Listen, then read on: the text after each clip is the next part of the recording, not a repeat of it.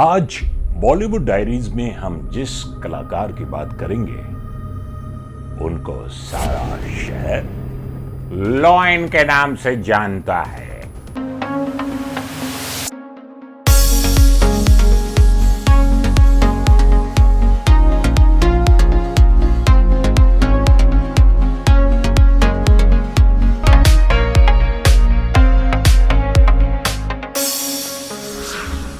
नमस्कार, आदाब और हेलो। आज बॉलीवुड डायरीज में हम जिस कलाकार की बात करेंगे उनको सारा शहर लॉयन के नाम से जानता है। जी हां, समझदार के लिए इशारा ही काफी होता है। हम बात कर रहे हैं अजीत साहब की, जिनका असली नाम हामिद अली खान था। आज वो हमारे बीच में नहीं है, लेकिन उनके द्वारा अभिनीत कई फिल्में आज भी बोलती हैं उनकी अदाकारी के बारे में, उनकी पर्सनालिटी के बारे में। अजीत साहब के बारे में यह कहा जाता था कि वो most stylish, most sophisticated villain of his time थे, और उनका एक अंदाज था, उनका अटायर एक डिफरेंट तरीके का होता था। कई बार सफेद रंग का, और गॉगल, हाथ में पाइप या सिगार, और सूट बूट, और उनकी कड़कती खनखनाती आवाज। अजीत साहब का जन्म 27 जनवरी 1922 को गोलकुंडा, हैदराबाद में हुआ था। 1940 के दशक में वो मुंबई आए, और उनका शुरुआती संघर्ष काफी संघर्षमयी रहा। मतलब बहुत ज्यादा मुश्किलों से भरा रहा। वो शुरुआती संघर्ष के दिनों में सीमेंट के पाइप में सोया करते थे, अब आप सोच सकते हैं। और उनकी पहली फिल्म 40 के दशक में आई, जिसका नाम था शाहे मिस्र। सन 1950 में के अमरनाथ साहब की फिल्म बेकसूर से हामिद अली खान साहब का नाम अजीत हो गया। उन्होंने कई फिल्मों में काम किया, जैसे कि नास्तिक, पतंगा, मोती महल, सम्राट आदि। अजीत साहब ने अपने समय की सभी मशहूर अभिनेत्रियों के साथ काम किया, जैसे कि मधुबाला, मीना कुमारी जी, निम्मी, माला सिन्हा, मुमताज, और वो हीरो बनकर इन अभिनेत्रियों के साथ काम करते रहे। 1957 में B.R. चोपड़ा साहब की फिल्म नया दौर ने अजीत साहब को एक अलग पहचान दी। उनके अभिनय को काफी पसंद किया गया, और 1960 में के आसिफ साहब की फिल्म मुगले आजम से अजीत साहब की एक नई छवि दर्शकों के सामने आई। मुगले आजम में उन्होंने दुर्जन सिंह नाम के किरदार को अभिनीत किया था। 60 के दशक में, यानी कि सन 1966 में, राजेंद्र कुमार साहब ने अजीत साहब को अपनी फिल्म सूरज में बतौर विलन कास्ट करवाया, और अजीत साहब उसके बाद एक मशहूर विलन बन गए। 1973 में अजीत साहब की कई मशहूर फिल्में आई, जिनमें उनके कैरेक्टर्स को बतौर विलन काफी पसंद किया गया। जंजीर, यादों की बारात, जुगनू इत्यादि।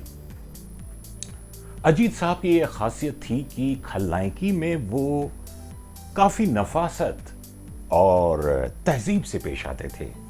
बड़े शांत तरीके से अपने भारी भरकम आवाज में उनका ये स्टाइल की, मोना तुम्हें ये मालूम है, या फिर कुछ उनके तकिया कलाम हुआ करते थे, जैसे कि smart boy, Mona darling, Peter, oh no, इस तरह से। तो ये जो अंदाज था दर्शकों को काफी पसंद आया। सुभाष घई की फिल्म कालीचरण में जो लॉयन का किरदार था वो काफी पसंद किया गया। उस फिल्म में उनके ऑपोजिट शत्रुघ्न सिन्हा साहब थे और लॉयन का किरदार हर बच्चे की जबान पे चढ़ गया। जो आज तक वो लॉयन का किरदार, कई बच्चे उस डायलॉग को दोहराते हैं कि सारा शहर मुझे लॉयन के नाम से जानता है। अजीत साहब के डायलॉग्स की अगर बात करें तो फिल्म जंजीर जो अमिताभ बच्चन की as a angry young man सबसे पहली फिल्म थी और उस फिल्म में अमिताभ बच्चन को एज अ सुपरस्टार स्थापित किया। उस फिल्म में अजीत साहब ने तेजा का किरदार निभाया था और उसी फिल्म का जो तकिया कलाम उनका था मोना डार्लिंग, उनके ऑपोजिट बिंदु जी थी। वो डायलॉग मैं आपको सुनाता हूं, उस फिल्म का डायलॉग। मोना डार्लिंग, अच्छे खरीदार हमेशा सौदा करने से पहले दूसरों का अंदाजा लगा लेते हैं। जहां तक मेरी जिंदगी का तजुर्बा कहता है कि जो लोग पार्टियों में अलग थलग रहते हैं वो आमतौर पर बहुत जिद्दी होते हैं और ऐसे लोगों को खरीदना बहुत मुश्किल होगा। ये थे अजीत साहब फिल्म जंजीर में। अब कालीचरण में उनके ऑपोजिट शत्रुघ्न सिन्हा साहब, जहां पे उनसे संवाद हो रहा है। शत्रुघ्न सिन्हा साहब को पता चल गया है कि वो सेठ दीनदयाल हैं, तो उनका किरदार लॉयन का, जब वो एक फिश टैंक को गिरा देते हैं और उसके बाद सिगार लिए हुए बहुत ही सोफिस्टिकेटेड तरीके से डायलॉग बोलते हैं कि पानी के बिना मछलियां कैसे तड़प रही हैं। बड़ी बड़ी बातें करनी मुझे भी आती है इंस्पेक्टर प्रभाकर श्रीवास्तव, लेकिन एक बात ना भूलिए, सारा शहर मुझे लॉयन के नाम से जानता है और हमारी हैसियत इस शहर में वही है जो जंगल में शेर की होती है। भाई वाह, वाकई अजीत साहब एक शेर थे।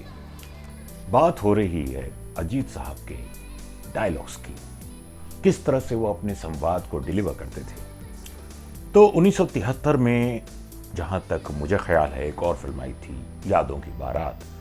अजीत साहब का कैरेक्टर उस फिल्म में शाकाल का था और उस फिल्म में उनके ऑपोजिट धर्मेंद्र साहब हीरो थे। उसमें उनका डायलॉग है कि शाकाल जब बाजी खेलता है तो जितने पत्ते उसके हाथ में होते हैं उतने ही उसके आस्तीन में होते हैं। फिर धर्मेंद्र साहब के साथ उनकी एक और फिल्म आई थी जुगनू, जिसमें वो प्रेम चोपड़ा के साथ हैं और उनका कुछ प्लान धर्म साहब को पता चल गया है, तो वो बड़े गुस्से में हैं और बोल रहे हैं कि हमारी हाईजैकिंग का प्लान उसको कैसे पता चला। तो इतने में एक कैरेक्टर बोलता है कि प्रेम चोपड़ा को दिखाकर कि ये साहब हमारे साथ आ गए हैं। तो उन्होंने वही तकिया कलाम इस्तेमाल किया और उनसे कहा प्रेम चोपड़ा साहब से कि स्मार्ट गाई, हमसे गद्दारी का अंजाम तो तुमने देख ही लिया। बहुत बढ़िया अंदाज था उनका। उनकी अदायगी के कायल लोग आज भी आपको मिल जाएंगे।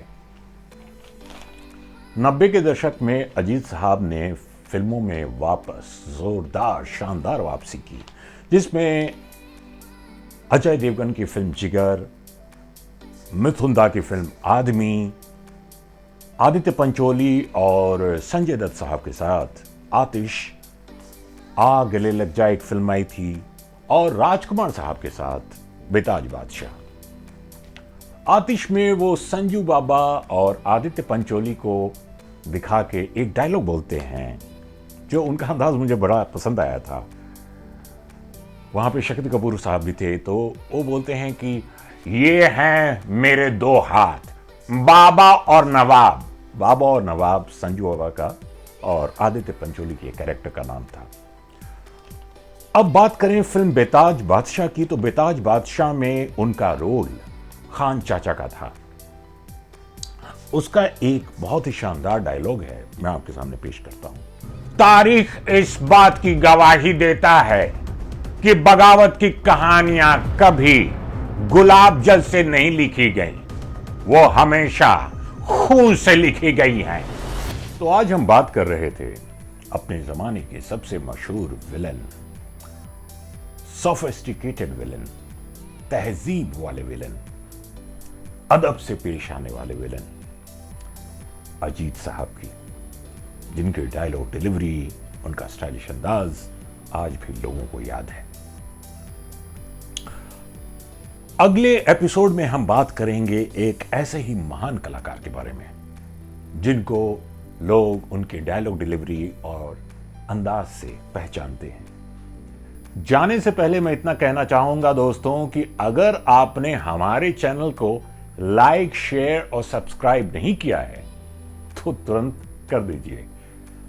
बेल आइकन का बटन दबाइए और लाइक, शेयर, सब्सक्राइब कीजिए बॉलीवुड डायरीज बाय आपका खादिम प्रभाकर।